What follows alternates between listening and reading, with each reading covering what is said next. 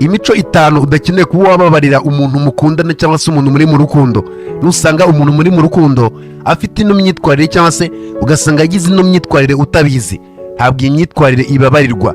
Nimba yifite umenye neza ko ugomba kuba wamureka agakomeza ubuzima bwe, nawe ubwawe ugakomeza ubwawe, kuko kuyibabarira ni ukwishyiraho umuriro waka, kandi uwo muriro aba ari wowe wenyine uzatwika. Ikintu cya mbere, ntuzigire na rimwe ubabarira cyangwa se nanone wumve neza ko ukwiye kwirengagiza umukobwa wakunze ariko we atagukunda akubeshya. Hari ikintu kiba ukaza gusanga ko igihe cyose mwamaranye n'umuntu mu rukundo cyangwa se igihe wamaze wumva neza ko ukundana n'umuntu, uwo muntu we ntabwo yigeze agukunda, yaragukoreshaga. Nubimenye neza ko atigeze agukunda, ntuzigire wumva neza ko ufite kumubabarira cyangwa se wumve neza ngo birarangira mukomeze mubana amahoro. Nta mahoro aho ngaho azigera haba. Urukundo rugomba kuba rwaba urukundo rugaragara hagati y'abantu babiri, ntabwo urukundo rukwiye kuba rwaba performance kugira ngo bigaragare ko ukunda umuntu ariko undi utamukunda. Nimba urukundo rwawe rero rwabaye performance, nanone ukabimenya neza ko wakundanye n'umuntu ariko arimo araperforminga, uwo muntu uba ufite kumugendaho gake cyane, ukamwirinda, ahubwo byaba na ngombwa ukanatera intambwe umuhunga. Niwitegereza ugasanga niwe muntu uhamagara, niwe muntu wandika, niwe muntu utanga ibitambo byose kugira ngo urwo rukundo rwanyu rubeho, ujye umenya neza ko hari amahirwe menshi cyane cyangwa se bishoboka cyane ko urwo rukundo ari urukundo ruri ku murongo umwe cyangwa se urukundo rubogamiye ahantu hamwe. Ntuzigere rero ureka urwo rukundo ngo rukomeze kuba rwabaho mu gihe wamaze kubona neza ko urwo rukundo rubongamiye cyangwa se ruri ku ruhande rumwe, atari urukundo nawe ubwe yifitemo. Icyo gihe ujye umenya neza ko utari mu rukundo, ahubwo urimo urakoreshwa. Ntabwo uri mu rukundo yamaze kuba yaguprofita, yabonye neza ko ufite amarangamutima menshi. Ayo marangamutima rero nawe arashaka kuba yayabyaza umusaruro. Urukundo ntabwo rukwiye kuba rwakugabanya imbaraga cyangwa se ngo urukundo rutume wiyumva nk'aho uri umuntu udafite agaciro. Urukundo rwakabaye ari ikintu ahubwo kikuzamura, kikakuriftinga, kikagushyira hejuru. Umugore wa nyawe uguha agaciro azashyira imbaraga zose zishoboka mu rukundo rwanyu kugira ngo urwo rukundo rubeho. Ariko nanone nimba atagukunda, dia uzabona akaga. Uzakunda umuntu utarigeze ugukunda cyangwa se wumva neza ko we nta n'ideni agufitiye ryo kuba yagukunda. Ntuzigire na rimwe ufosinga umuntu udashaka kuba yabona imbaraga ukoresha cyangwa se nanone udakeneye kuba yakumva neza ko agomba kugendera mu nzira imwe niyo ugenderamo. Uwo muntu ntuzamufosinge, ntuzamushyireho igitutu, uzamureke. Ujye wibika neza ko uri umugabo, ntabwo uri porogaramu cyangwa se nanone mudasobwa yaremewe kwirukanka inyuma y'abagore batayiha agaciro. Buriya mudasobwa icyo wayikoresha cyose nyine iragikora kubera ko niko yaremwe nyine, nta kindi yakora. Ntabwo igusaba wenda inyungu cyangwa se ibindi cyangwa se umushahara. Oya, wowe rero uri umugabo, ntabwo waremwe nk'imashini, ntabwo uri mudasobwa. Ukwiye icyo twakwita icyubahiro cy'abagabo, ntabwo ukwiye kuba waba umucakara mu marangamutima yawe. Never, ntukajye ukora iryo kosa. Umugore wa kabiri cyangwa se umukobwa wa kabiri udakeneye kuba watoleretinga cyangwa se udakeneye kumva neza ko nta birenze ngo umubabarire, ntuzigire na rimwe uha amahirwe cyangwa se ureka umugore wumva neza ko adafite boundaries cyangwa se adafite aho agomba kuba yarenga mu gihe ari kumwe n'abandi bagabo. Yumva neza ko nyine ibyo bamukorera n'iby'abandi bagabo nibyo bamukorera. Ubu ni umugore ufite kuba wakirinda cyane. Buri umugore wa nyawe cyangwa se umukobwa wa nyawe aba agomba kumva neza ko nimba uri umugabo wiwe agomba kukubaha. Hari ibyo abandi bagabo badakwiye kuba bamwigiraho, hari ibyo abandi bagabo badakwiye kuba bakumva nanone ko babifiteho uburenganzira, kubera ko nanone nyine n'uwawe ntabwo ari uwa bose. Umugore wumva neza ko ari uwa bose, uwo mugore ntabwo ukwiye kuba wamureka. Umugore udashobora kuba yamenya guca umurongo hagati y'ikintu bita icyubahiro cyangwa se nanone kuba umwizerwa, ngo anamenye n'ikintu bita guheheta cyangwa se nanone ubuhehesi, iyo ni red flag ikubwira neza ko uwo mugore nawe ubwe atarisobanukirwa. Nta kosa rizigera ribaho mu mugabo rero kugutereta umugore utarisobanukirwa. Nimba umugore wawe rero ashimisha buri mugabo wese, nimero ziwe azi n'abagabo atazi bahuye bwa mbere kandi abizi neza ko mukundana, dia ntabwo uri mu rukundo, ahubwo nanone agufata nk'umuntu udafite agaciro. Uzajya usanga gutanga nimero ziwe cyangwa se kubera ko nanone nyine yumva ko wowe nta kibazo cyawe abaha nimero. Bamara igihe mwagakwiye kuba murimo muramarana, mbega nta gihe kikubonera. Kubera iki? Aba arimo arasubiza amatelefoni, aba arimo arita nyine ku bintu byiwe. Mbega nyine ni umuntu uri busy cyane n'ibintu bye, yewe n'ibyo ashaka kuba yakubaka. Uwo ntabwo ari umuntu rero ukeneye kuba waha umwanya, kuko uwo muntu aba azakubabaza cyane. Ndagira ngo nubona neza ko bimeze gutyo, ujye uhita wumva neza ko atari we muntu wenyine uri mu ifoto. Hari n'undi wundi uri mu ifoto, kandi iyo foto akaba yimezemo neza cyane. Umugore udafite aho bagomba kuba barenga cyangwa se udafite boundaries ni umugore wo kwitondera cyane. uwo mugore aba ari icyiza wamaze kuba wakikururira, kuko nyine ntawo kurenga afite. Mbega kuba muri kumwe no kuba mutari kumwe byose ni kimwe. Umukobwa wa nyawe iyo yumvise neza ko yagiye mu mubano, hari ibyo ahita avuga ati no, ibi ngibi ngiye guhita mbihagarikira aha, ntabwo nzongera. Kubaha ni foundation cyangwa se n'intangiriro ya buri kimwe cyose ku bana, kubaka ibintu bikomeye. Iyo hatajemo ikintu cyo kubaha rero ngo wiyubahe, wubahe uwo muri kumwe, nanone wubahe umubiri wawe, wubahe nanone agaciro kawe, ibintu biba bibi. Umugore udashobora kuba yarinda umubano wawe mu gihe udahari, cyangwa se mu gihe wagiye, cyangwa se ibyo ngo abirinde mu gihe udahari, uwo mugore ntabwo aba akwiye kuba yaryoherwa nanone kuba uhari, cyangwa se yaryoherwa n'urukundo rwawe n'amarangamutima yawe, kubera ko nyine ntabwo ayakwiye. Hari amarangamutima ataba akwiye, ujye umureka. Umuntu wa gatatu buriya rero udakeneye kuba wakizera, cyangwa se udakeneye kuba waha andi mahirwe, ni umugore udashobora kuba yakishingikirizwaho, cyangwa se umukobwa udashobora kuba wakishingikirizaho.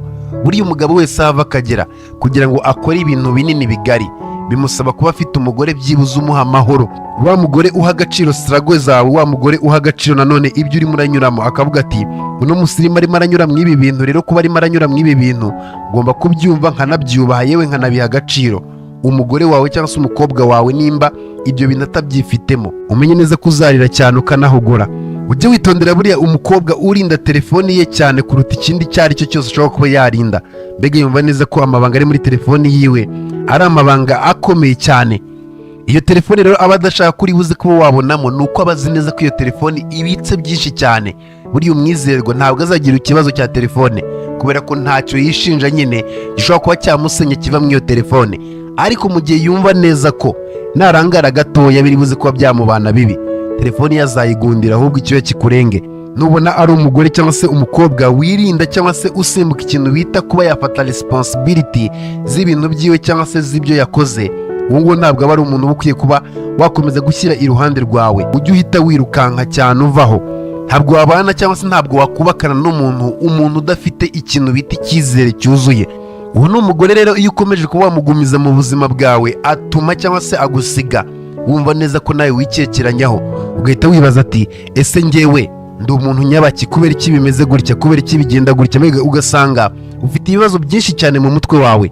Umugore rero utazi gufata inshingano ziwe, cyangwa se utazi nanone kubaha umugabo cyangwa se ngo akubahe, azahora iteka ryose atuma uhora wibaza ibibazo, wibaza ati ndiki, ese koko ndi umuntu utagira agaciro, kubera iki wamuhaye nyine amahirwe yo kubona neza ko udafite ako gaciro. Rero nubona neza ko uwo muntu ari uko ameze, uzamureke wirukanke. Ikintu bita ikinyoma mu mubano w'abantu babiri, icyo kinyoma kiba kije, ushobora kumva neza ko ntacyo gitwaye, ariko ni ikinyoma kiba kizarangiza uwo mubano. Ikinyoma ni kibi mu kintu bita urukundo, ikinyoma ni kibi mu rugo. Bivuze neza ko niba mugiye kubaka urugo muri babiri, birabasaba kwirinda cyane ikintu bita ikinyoma, aho cyava kikagera cyose. Ikinyoma mukagishyira ku ruhande, naho ubundi nibitagenda gutyo diya, ndabasengera bishobora kutazagenda neza. Dushobora kuzagaruka twumva ngo mwaratandukanye kandi mu by'ukuri twarinywereye amafanta, ubukwe bwaragenze neza. Kubera iki wirengagije iby'ukuri? Ubu ni umukobwa, ni umuntu wangiza buri kimwe cyose, ariko nanone akacyangiza mu ibanga rikomeye. Rimwe na rimwe utanazi neza ko arimo arangiza icyo kintu, ariko kubera ko utabizi ntabwo yabikuyeho neza ko nanone arimo arangiza nyine ibyo arimo arangiza. Ujye witondera rero umuntu umeze gutyo. Ikintu cya kane rero, cyangwa se umuntu wa kane udakeneye kuba wababarira mu gihe urimo urakundana nawe, cyangwa se nusanga umugore wawe ameze gutya, ujye witonda cyane. Ntabwo ibi bintu bibabarirwa. Ntuzigere na rimwe wumva neza cyangwa se ukwiye kuba wareka umukobwa nawe ubwe wumva neza ko adakeneye kuba yafata amasomo, mbega akumva ko ari ikigenge. Wa mukobwa wiyumva nkaho nyine ntacyo wamwigisha, ntacyo wamubwira, uwo ni umuntu mubi, uwo ni umuntu udakeneye kuba wakishyira ku ruhande, kuko aba ari matter of time, uwo nguwo aba azakugaruka. Uyu usanga ari wa mukobwa wumva neza ko nta makosa agira, yumva neza ko iteka ryose ari perfect, kandi mu by'ukuri nta muntu n'umwe w'intungane ubaho. Yesu niwe wavuze ati n'intungane bwira icumuye karindwi. Bivuze neza ko we ntabwo yumva neza ko hari ikosa agira. Uwo ni umuntu mubi rero. Uyu ni umuntu uba yaranze kuba yakora, mbega azajya abona correction, cyangwa se abamukosora abibone nkaho ari criticism, cyangwa se abone nkaho nyine kuba uri kumukosora umubwira ati biriya ntabwo ari byo, abibone nkaho urimo uramumenyera cyangwa se utarimo uramuha agaciro, kandi mu by'ukuri urashaka kumwereka inzira ikwiye. Uyu ni umugore akenshi cyane uzajya usanga avuga cyane kuruta uko yumva. rero umuntu uvuga cyane kuruta uko yumva biragoye cyane kubana nawe, ibyo ubimenye. Ndagira ngo nkubwire neza ko buriya umugore wumva neza ko ashobora gutuza nanone agahabwa amasomo cyangwa se ukamwigisha ukamubwira ati ibi ni bibi, ibi ntabwo bigomba kuba byagenda gutya, uwo mugore aba ari umugisha, aba ari blessing. Ni umuntu wumva neza ko nyine bishoboka cyane ko yakora amakosa, yumva neza ko atari umwere, kuko yumva neza ko nanone iyi si nayo ubwayo atari paradizo. Ni umuntu uba ukwiye gushyira ku ruhande rwawe cyane. Uzitondere rero wa mugore cyangwa se wa mukobwa uzajya uhora iteka ryose afite uburyo cyangwa se ashaka uburyo ari buze kuba yadefendinga bad behavior ziwe cyangwa se imyitwarire mibi yiwe. Nimba ari umuntu uhora iteka ryose ashaka kuba yaba mukuri, ujye umenya neza ko uwo muntu atari umuntu mukwiranye. Ntuzigere na rimwe ukora ikosa ryo gushyingirwa umuntu cyangwa se umukobwa cyangwa se umugore wumva neza ko adakeneye kuba yakora cyangwa se ngo yimprovinge ave mu mitekerereze imwe yadapte iyindi, cyangwa se yumve neza ko bishoboka cyane ko nawe yakora amakosa kubera ko n'umuntu. Impamvu ufite kuba wamwirinda ukamugendera kure cyane ni uko atazigera gusapotinga nawe mu gihe wumva neza ko ugiye kuba wakura. Umugore wa gatanu rero buriya udakeneye kuba wababarira cyangwa se uzirinda kuba wababarira ku giciro icyo ari cyo cyose babyagusaba. Ntuzigire na rimwe utoreretenga cyangwa se ureka umugore ukubahuka ngo umuhe amahirwe yo gukomeza kubana nawe. Uwo muntu aba ari igisasu kizaguturikana. Umugore wumva neza ko adafite kuba yakubaha ugasanga muri public aho abandi bantu barimo barareba bose atinyutse kukubwira ijambo riryo rikomeye kandi ribi cyane rica umutima. Wa undi wumva neza ko nyine izina ryawe ashobora kuba yarigira nabi yarutucaringa mu bandi, akumva ko nta kibazo bimuteye cyangwa se akumva neza ko ari buze mukiyunga. Uwo ni umuntu mubi cyane udakeneye kuba waha umwanya. Uwo mugore cyangwa se uwo mukobwa ntabwo aba ari partner, ntabwo aba ari umwunganizi, ahubwo nguwo aba ari poison, aba ari uburozi buzakwirangiriza. Buriya umuntu atangiye kukubahuka cyangwa se iyo umuntu yumva neza ko yakubaha, ujye umenya neza ko ari ikimenyetso cya nyacyo cyerekana neza ko urukundo rwamaze kuba rwava mu cyumba, nta rukundo rukibarizwa hagati yanyu mwembi. Niba umugore cyangwa se umukobwa atakubahira ko uri umugabo cyangwa se ukabona neza ko icyuzuye mu kanwa kiwe ni amagambo mabi yo kukwereka uburyo udafite agaciro, yo kukwereka uburyo nanone ibintu bitameze neza, nimba utaramushyingirwa nakugira inama yo kumureka. Witekereza kumushyira mu rugo kuko ushobora kumushyira mu rugo nawe agushyira mu bitaro. Iki aba ari cyo gihe cyo kugira ngo nanone ukize amagara wigendere, mbega uva aho ngaho ugende kure cyane, yewe nibiba na ngombwa ntuzongere no kubonana nawe, kuko uwo ntabwo aba ari umuntu wavuga neza ko wishingikirije cyangwa se umuntu uvuga neza ko ari we muntu muzamarana ubuzima, kubera ko ntabwo ibyo ngibyo byo biba bishoboka. Umubano utarimo ikintu bita icyubahiro cyangwa se nanone respect, kubaha, uwo mubano aba ari matter of time, ntabwo uramba. Umubano wose iyo ushaka kugumaho ngo ugire ikintu kinini cyangwa se ugire imizi minini, bisaba ikintu bita kubaha, ko bigomba kuba byakivanga muri uwo mubano ku giciro icyo ari cyo cyose. Unyumve neza kandi ubisobanukirwe neza, ntabwo uzigira uyobora urugo rwawe cyangwa se nanone ngo wubake icyo ari cyo cyose ubyubakane n'umuntu utaguha agaciro. Never, ibyo ntibishoboka. Umugore wa gatandatu ukeneye kuba wakitondera cyane, yewe ntunamubabarire, ni umugore w'inkubaganye. Uno mugore nawe ubwiwe ashobora kuba yagushyira mu byago. Umugore w'inkubaganye afata buri kimwe cyose mutarimo murumvikanaho cyangwa se ibyo wamubujije kuba yakora, aho kugira ngo yumve neza ko wabimubujije, ahubwo akumva neza ko ari cyo gihe cyo kugira ngo mujye mu rugamba, mujye guhangana, mujye kurwana.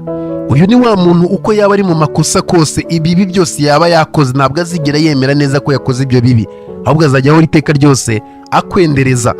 Uzajya usanga ari wa muntu uhora urwana kugira ngo yerekane cyangwa se akwereke ko nyine ari mukuri, kabone n'ubwo uko kuri cyangwa se ibyo bintu arimo ararwana nabyo bitari buze kuba byaguha amahoro, ariko agakomeza kuba yarwana kugira ngo akwemeze, akwereke ko ari mukuri.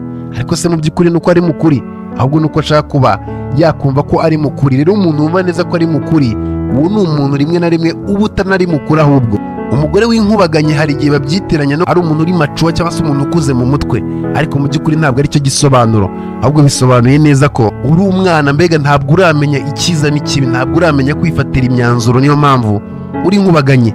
Niba umugore wawe cyangwa se umukobwa mukundana bidashoboka ko yagusaba imbabazi, bitanashoboka ko yakumva, ujye umenye neza ko nawe ugomba kuba wagenda mu bintu mo gake. Impamvu nuko nutitonda uzajya uhora iteka ryose urushye mu mubano wanyu. Wumve neza ko umubano wanyu uhora iteka ryose ukuruhije, ntabwo nyine umubano wanyu ujye uwubona uko wumva neza ko ushaka. Ntabwo wakubakana ubuzima n'umuntu wumva neza ko adakeneye kuba yashyira agapira hasi, yumve neza ko ashobora kuba yakora amakosa anasaba imbabazi ubuzima bukomeze. Gukura no gutera imbere bijyana cyane n'ikintu bita gutuza, nanone ukaba flexible, ukajyana ibintu gake. Kuba umugabo ntabwo ari uguceceka ngo bakandagire ku mutwe, ahubwo ni ugushaka uburyo ukemuramo ibibazo kandi ukabikemura mu kuri kwa nyako. Bizaba ikibazo rero nujya gukemura ibyo bibazo uri kumwe n'umuntu utazabikwemerera. Ujye urinda amahoro yawe kuruta ikindi icyo ari cyo cyose ushobora kuba warinda, kubera ko kuba umugabo udafite amahoro mu rugo rwe cyangwa se mu mitekerereze ye nabyo ubwabyo birakwafekita. Ukeneye ibintu biri buze kuba byaguha amahoro, ntabwo ukeneye ibintu biri buze kuba byagushyira mu bibazo. Ntuzigere ukora ikosa cyangwa se wumve neza ko kuba uri wenyine biri buze kuba byagira uruhare mu guhitamo ibintu bitari byo. Neva ntugakore icyo kintu. Ntuzareke ngo ubwiza bukwibagize kureba karagiteri cyangwa se imyitwarire y'umuntu. Ndagira ngo ujye wibuka neza ko ntabwo ari uko ugoye cyane kuba wakundwa, ahubwo ikibazo gihari wahisemo umugore utari we. Niyo mpamvu rimwe na rimwe ubona nyine abona nk'aho udashobotse cyangwa se akakwereka ko udashobotse. Si uko udashobotse, ahubwo wahisemo udakwiye kuba wahitamo. Ntukajye ubabarira cyangwa se ureka ibintu biri buze kuba byakujyana nanone ikintu bita imbaraga zawe, nanone ngo ibyo bintu bireke mu izina ry'urukundo, kuko icyo gihe uzaba wirangije. Rinda amahoro yawe, hanyuma nanone uhe kwishyira ukizana ejo hazaza hawe. Menya agaciro kawe, wige kugendera mw'ako gaciro, wige no kwitwara nk'umuntu ufite ako gaciro. Nimba wumva neza cyangwa se yumva neza ko atagumana nawe, mureke agende, kuko aba ari ikibazo cy'igihe. Hano hanze hari abagore bazakubaha bakagusapotinga, ukabona neza ko buri kimwe cyose murimo murakigendanamo neza, kandi mu by'ukuri ukabona ko bibabyarira umusaruro. Hari abagore bazagukunda bivuye ku ndiba y'imitima yawe, yewe batanakuryajya, banagukunda bya nyabyo. Kugeza icyo gihe rero utarabona uwo muntu, ba witonze cyangwa se nanone genda mu bintu mu gake.